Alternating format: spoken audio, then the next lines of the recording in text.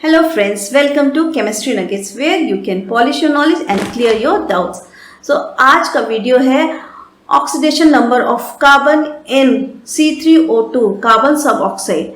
तो इस वीडियो को पूरा ज़रूर देखिएगा क्योंकि ये एक एक्सेप्शनल केस है और हम इसमें फॉर्मूला पे नहीं जा रहे हैं। तो चलिए स्टार्ट करते हैं।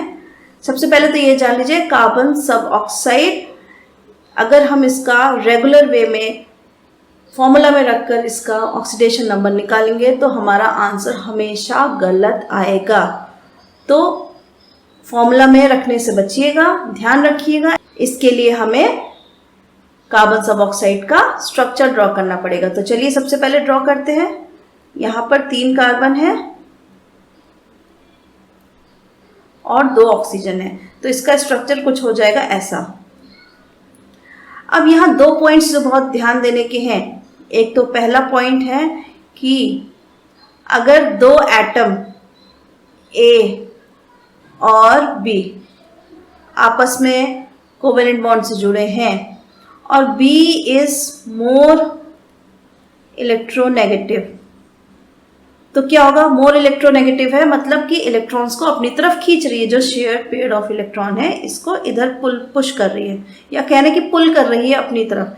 इससे क्या होगा? B पर माइनस चार्ज आ जाएगा और इन टर्न A पर प्लस चार्ज आ जाएगा।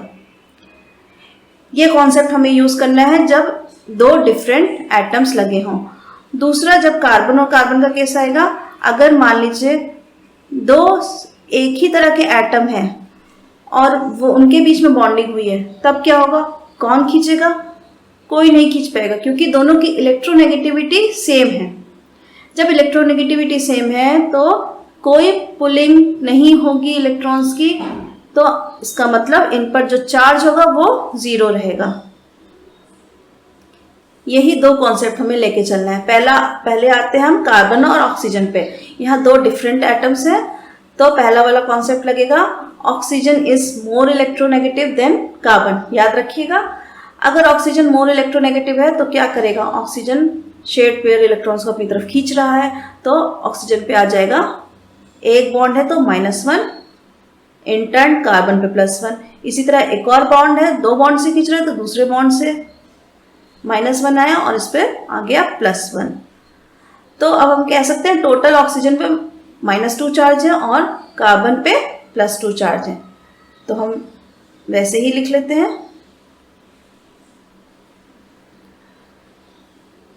ऑक्सीजन पे हो गया हमारे पास -2 चार्ज और कार्बन पे हो गया हमारे पास +2 चार्ज। अब आते हैं कार्बन और कार्बन के बीच बॉन्डिंग है। तो मैंने पहले भी बताया, पॉइंट नंबर 2 हम यहाँ लगाएंगे। अगर 2 सेम एटम्स के बीच बॉन्डिंग हो रही है तो चार्जेस क्या होंगे? क्योंकि कोई इलेक्ट्रोनेगेटिविटी डिफरेंस नहीं है, इसलिए यहाँ पर कोई भी चार्जेस नहीं आएंगे। तो इस कार्बन पे भी 0 चार्ज होगा, इस कार्बन पे भी 0, क्योंकि 2 बॉन्ड है तो 2 बार 0, तो 0 0 0 ही होगा। उसी तरह फिर से नेक्स्ट वाले कार्बन कार्बन के बीच भी सेम है क्योंकि, तो 0 और 0 ही रह जाएगा। अब आते हैं लास्ट वाले कार्बन और ऑक्सीजन पे। अगेन ऑक्सीजन है और 2 बार ले रहा है तो -2 और कार्बन 2 बार दे रहा है तो +2। तो अब हम टोटल में देखेंगे कितना हो गया है। पहले वाले कार्बन पे कितना चार्ज आ रहा है? +2 और 0, यानी कि +2 चार्ज आ गया।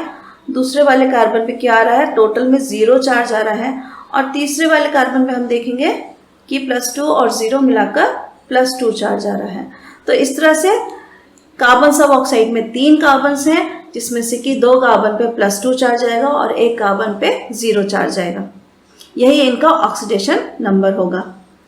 तो ये बिल्कुल सही स्ट्रक्चर है और इस पे जो कैलकुलेशन की गई है वो बिल्कुल सही है, डाउट में मत रहिएगा। डायग्राम को याद रखिएगा, इसका स्ट्रक्चर याद रखिएगा और स्ट्रक्चर के बेसिस पे आप एकदम सही कैलकुलेट करेंगे। तो तब तक पढ़ते रहिए और अगर कोई सवाल हो तो मुझे ज़रूर लिखकर बताइएगा। Till then, thank you.